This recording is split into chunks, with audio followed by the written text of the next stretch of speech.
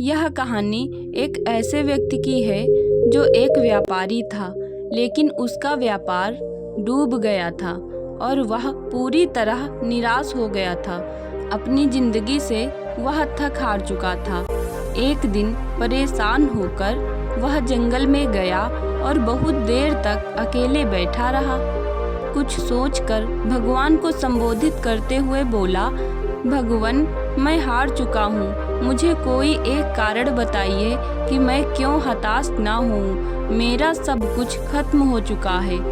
कृपया मेरी मदद करें। वहाँ से गुजर रहे एक बुजुर्ग ने उसकी बात सुनी तो उसके पास आकर बोले, तुम जंगल में इस घास और बांस के पेड़ को देखो। जब मैंने घास और इस बांस के बीज को लगाया तो मैंने इन दोनों की ही बहुत अच्छे से देखभाल की।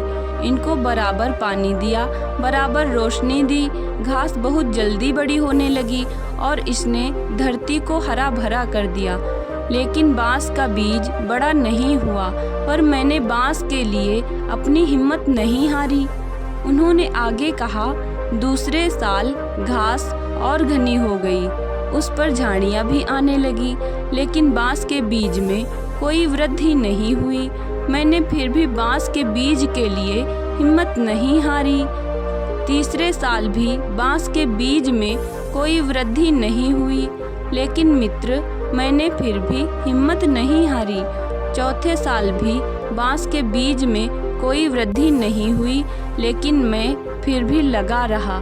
5 साल के बाद उस बांस के बीज से एक छोटा सा पौधा अंकुरित हुआ। घास की तुलना में यह बहुत छोटा और कमजोर था, लेकिन केवल 6 महीने बाद यह छोटा सा पौधा 100 फुट लंबा हो गया।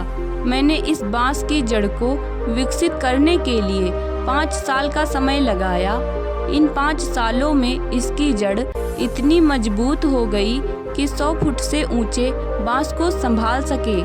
जब भी आपको जीवन में संघर्ष करना पड़े तो समझिए कि आपकी जड़ मजबूत हो रही है।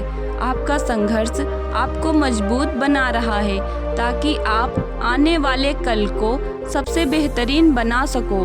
मैंने बांस के संदर्भ में हार नहीं मानी। तुम अपने विषय में भी हार नहीं मानो। किसी दूसरे से अपनी तुलना मत करो। घास और बांस दोनों के बड़े होने का समय अलग अलग है। दोनों का उद्देश्य अलग अलग है। तुम्हारा भी समय आएगा। तुम भी एक दिन बांस के पेड़ की तरह आसमान छुओगे। मैंने हिम्मत नहीं हारी, तुम भी मत हारो। तो दोस्तों, इस कहानी से हमें यह शिक्षा मिलती है कि अपनी जिंदगी में संघर्ष से मत घबराओ। यही संघर्ष हमारी सफलता की जड़ों को मजबूत करेगा। हमेशा अपने छोटे छोटे प्रयासों को जारी रखें। सफलता एक न एक दिन अवश्य मिलेगी। तो दोस्तों, आपको यह कहानी पसंद आई हो तो वीडियो को लाइक करें, चैनल को सब्सक्राइब करें और मिलते हैं नेक्स्ट वीडियो में। जय हिंद, जय भारत।